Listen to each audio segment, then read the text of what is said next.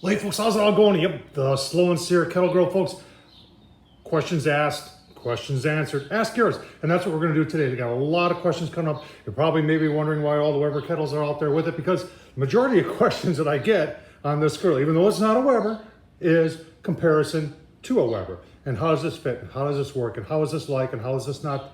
And how is this different than the Weber? So, folks, we're going to answer your questions today. I've gotten a lot of questions on this.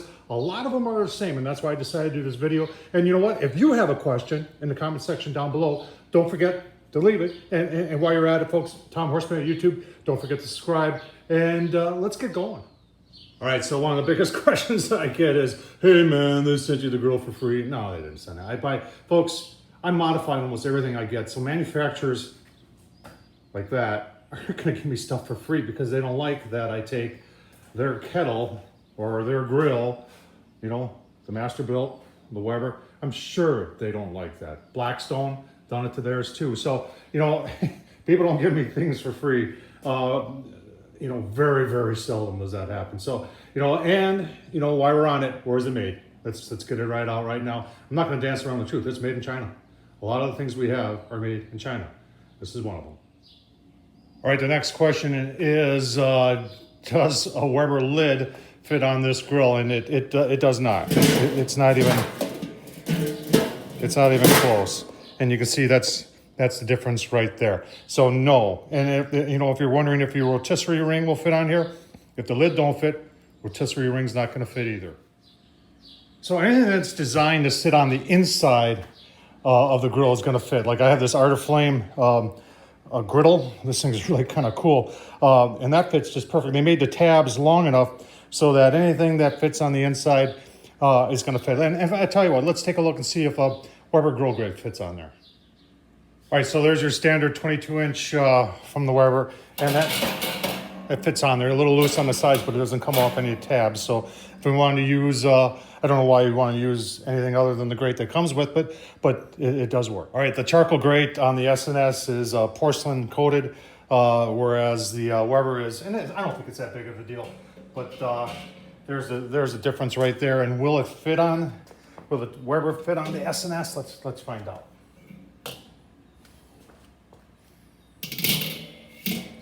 I don't know if no, I wouldn't use it. It doesn't fit perfectly on the tabs. So, answer is no. All right, I've had questions about the ash sweep. You know, and obviously everybody's always comparing the Weber.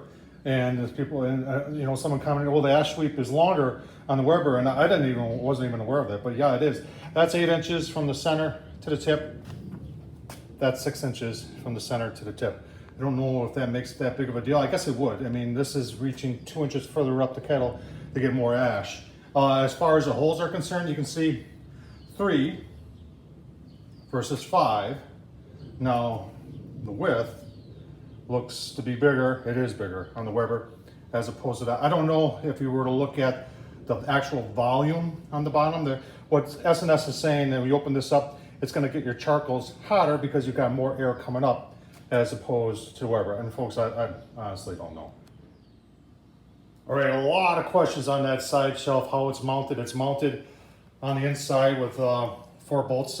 You can go back to my assembly video and see how they went on. And then also, a lot of people are under the impression, that's my fault, for not explaining it better, that this is not just a fixed shelf. It does fold down like that.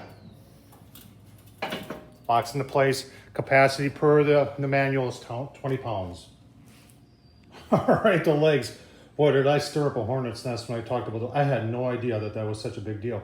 Apparently, at one point, Weber sued another grill manufacturer for having 3 legs. Weber appears to own the rights on 3-legged grills. I don't know if they own the rights on 3-legged stools, but there was a whole lot of conversation as to what is going to be more stable. 3 versus 4. 3, 4. I don't know, folks. You make up your own mind on this. My contention, and I'm going to tell you what I think, is that 4 is going to be more stable than 3.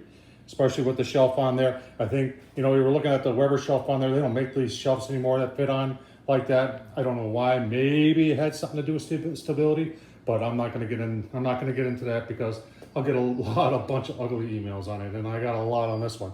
I had no idea. But this one has 4. The diameter of the pipe is bigger than the Weber. In all reality, folks, in my opinion, it's more stable. The wheels are taller. The distance between the wheels is about 2 inches more than the Weber, so that's going to make it more stable. Please don't argue with me on that one. And obviously, you've got 2 in the front as opposed to 1 in the front, which, in my humble opinion, makes it more stable. All right, difference in the ash catch from the Weber to the S&S. I don't like either one of them.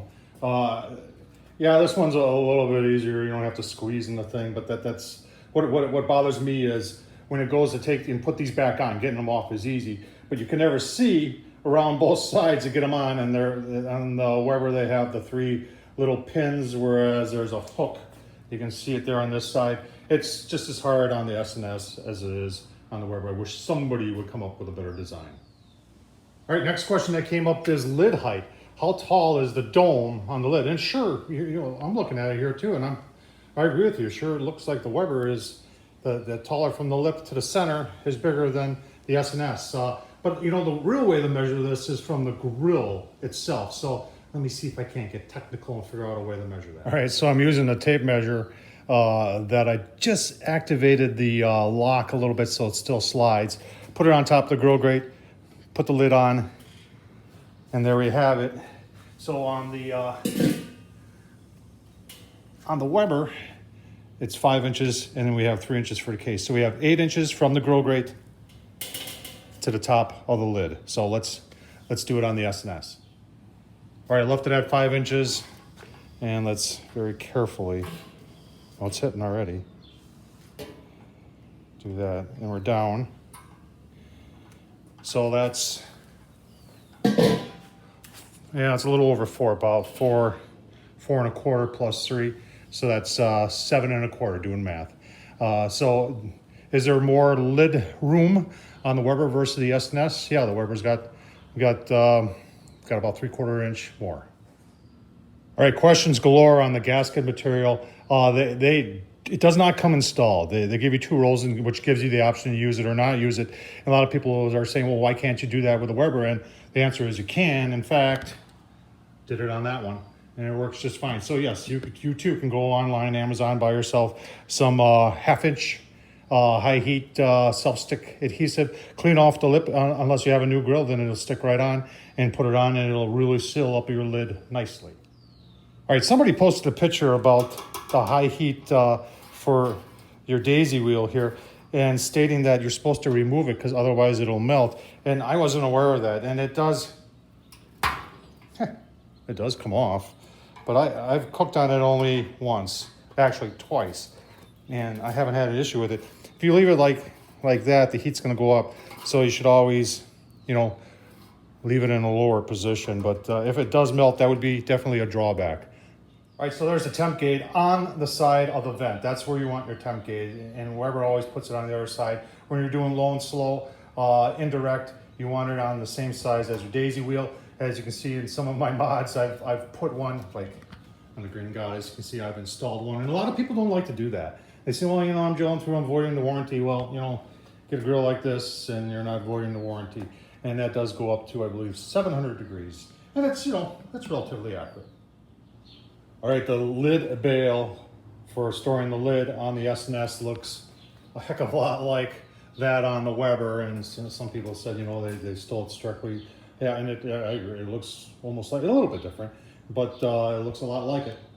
All right, a lot of people are asking about the difference of height between a standard Weber kettle and the S&S.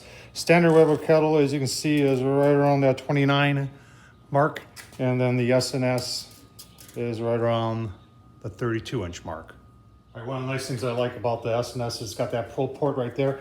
It just moves out of the way and then goes back. I've been criticized over the years for putting a pro port in my Weber kettle because that voided the warranty, but you know what, it works. And then they also have another pro port down below for additional air, or if you want to use one of those barbecue gurus, although I've been told that that hole is not the right size for a barbecue guru. I don't know, I don't have a barbecue guru, so I can't say yay or nay to that. All right, folks, I'm starting to get a little long here, so what I'm going to do is I'm just going to cut it off right now. You know, if people are asking me what I think, I like this grill. I like a lot of the things on it. I also like Weber grills too. So it's going to be, if you're looking for a lot of options that a standard Weber kettle doesn't give you, and you're afraid to drill holes and do things like I've done, you can get a lot of that by just getting one of these from S&S, folks. So it's your choice. I've tried to be as unbiased, and I believe I am being as unbiased as possible with this, and just showing you the facts. I know there are people that are very, very devoted to Weber, and I appreciate all that. You know, and they're not going to say nice things about that. And there are those that are a little bit more open-minded and say, you know what? It's nice to have a little competition. I mean, that's what makes things better. Maybe this is some serious competition for Weber. Maybe they'll start doing some upgrades to their standard Weber kettle, or maybe they won't. So, Tom Horseman at YouTube, folks, thumbs up. Leave your questions down below in the comments, and I'll answer them to the best of my ability. Thanks for watching. I really appreciate it.